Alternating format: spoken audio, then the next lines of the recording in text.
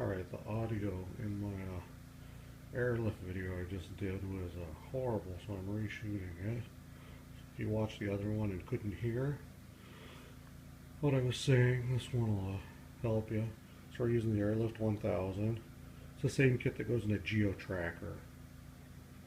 Just happens to fit. Yeah, you know what? I think it's fairly universal for import cars with smaller springs. I'll hop over here really quick. I'm gonna walk around the car. When you go to install it, a set of air lifts. Now they're not airbags, they're air springs, and I'll explain that or show that to you what the difference is here in a second. When you go to do this, you just take out the two bolts in the rear strut right here. The whole strut assembly drops down because the arm falls down. You're not undoing the spring, so you don't have to worry about any danger or anything. Literally, you just undo that, and the A-arm then is able to move up and down. I have the strut out of this one. It's a good time to replace the strut if you're doing that. If you have a sway bar, some cars have it, some don't. This is a 16 valve Suzuki, so it has some sway bars on it. Undo the sway bar. It's just a 12 millimeter nut on this stud right here that goes through that hole, and it'll just pop up, and it's easy to put back on. And when you all you gotta do is push this push the drum down, and the spring will pop right out, and push it back down and it'll go back in. And it really is that easy. I just popped it out just a second ago a couple of times. Now an airlift spring over an airbag, controls the ride height of the car by raising it and lowering it. Air spring, get this thing out of here, expands, so it opens up this way, and it just puts friction on the spring so the spring can't collapse down, so it holds the ride height. It's airbag, it's got hoses on it just like an airbag. When you install it in your Metro, there's a few things that you need to do to make it work. First off, you don't have a hole for this area here, so in the center of this unit I just drill a 3/4 inch hole. I don't even center it up. You could measure it if you want. The reason I go to 3/4 inch is so I don't have to center it because it's such a small hose. And then when the air spring is inside the steel spring, it keeps it centered. So on this particular spot, I don't even put anything down for abrasion from the hose to the metal. But what I do is when I come over from the sway bar hole to the hole I drill, or the center of the A-arm spring area, I drill another hole right here, and then I cut a piece of 2-inch 3/8 fuel line. I don't know exactly what size that hole is because I use a unibit, but I just make it so this fuel line right here fits snug when I shove it through, and then I put the line through it for the abrasion, so underneath it you've got a loop, and then it comes up, because if not you can go underneath it and pop up somewhere else, but then it's lower than the bottom of the car and could be snagged.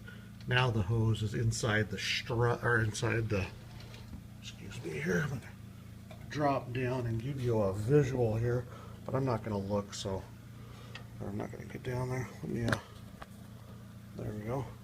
So you can kind of see what's going on down there.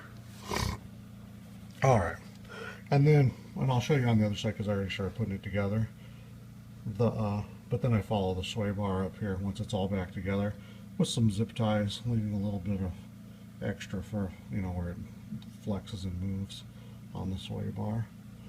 Let's oh, there we go. And let me make sure. So you've got, this is what the bag rides on, and it's just a hard piece of like neoprene, or not neoprene, HPD. Oh, I can't even think of what the hell it's called, but it's just plastic. And then the bag's pretty heavy duty. And it has to be because of the amount of friction that it has against it. A pretty abrasive situation, I would think. I've never seen one of these fail before in a Geo. I've never really used them on anything but on the front of an old Dodge motorhome, where the springs were actually, well, honestly, I think they were stock springs, and the RV was just too heavy for them, and the manufacturer didn't correct it with heavier springs, so we put those in, and it was a super nice ride after that. This Geo, this is a Suzuki Swift, but the And this works on any Geo Metro. We slide underneath here. This particular one has a trailer hitch on it. So what we've done here is we've brought up, and everything in the kit is here except for the fuel line. And you'll need a pilot drill and a unibit, and you can put this whole kit together. And as you can see, I'm just going to tip up here. I'm actually under the car. See if I can get that shot. So that's it with the spring back in there, and then that bag will expand and push against the spring itself, and it will hold your ride height. And then you'll still have some suspension because first couple of springs aren't being used, and it's actually a smoother and nicer drive with about 35 pounds in it than it is stock. It works amazingly good on a four-door, especially if you're hauling kids or using it for a work car. So I'm just running the you can see I've got some zip ties on here, and actually I haven't tightened them up yet because I don't do that till last.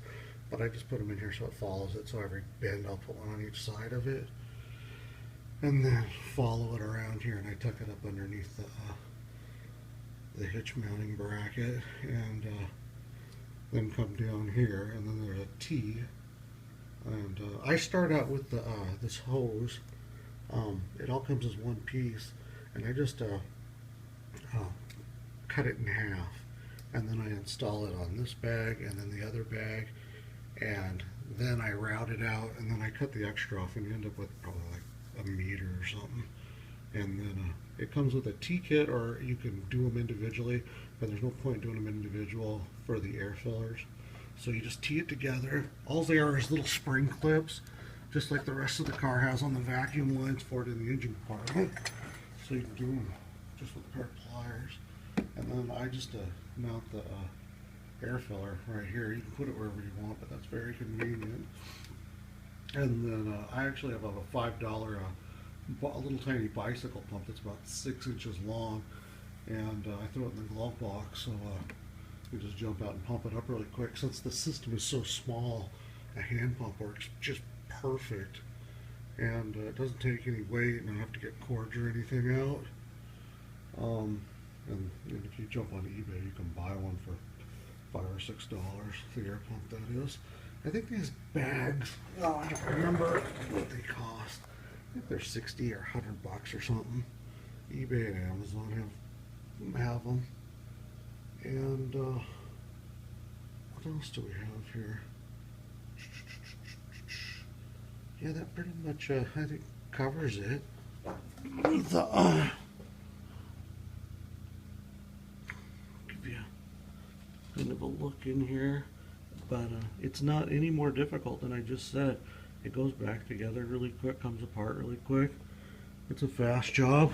I imagine somebody that's halfway mechanically inclined that's watching this video probably spends an hour and a half on each side doing this, and maybe another half an hour if you're going to change that strut. Let me walk back around here and I'll show you something. When you're taking your strut out, I used to use a chisel, just because I've been using that same chisel for this for years. But let me get around here and show that to you. I just tap it up in there on the split in the strut hole, the knuckle out here, to spread it so the strut will come out. If not, it's all tight and dirty and stuff, and then that'll stay in there, and I drop it back, the new strut back in, or the old strut back in.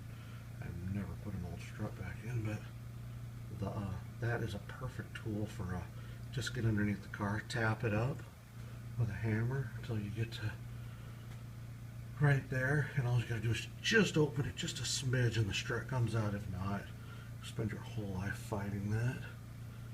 And but that's pretty much it. It's a great tool for the car. It's I recommend it.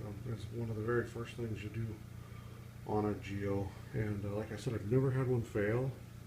And there's a ton of them running around this area with them, And you just got to drill that hole for them, or those two holes, and the rest of it's zip ties. So I guess there's a third hole in the bumper there, and it's if you're wondering what that is, I know I always get videos for, or questions for stuff that's in the background. That's one of those rear-facing LED fog lamps. It shoots out a triangular pattern behind the vehicle, several feet out. That let me back up here. Well, you can find them on eBay if you want one, but it's this triangular pattern, and it basically you'll see a laser line on the ground behind the car, and when there's fog, the whole shape of the triangle thing is in the fog. You know, like if you put an LED in the fog, you'll see it light the fog up. A lack of words there, I guess. Trying to think of the terminology there. Anyhow, it kind of gives you a red wall back here, and it's just hooked to the license plate. I just soldered it into the wires on the license plate frame light, and kind of neat. I'm not sure. By the time you get up close enough to see that, you probably could see the taillights on the car.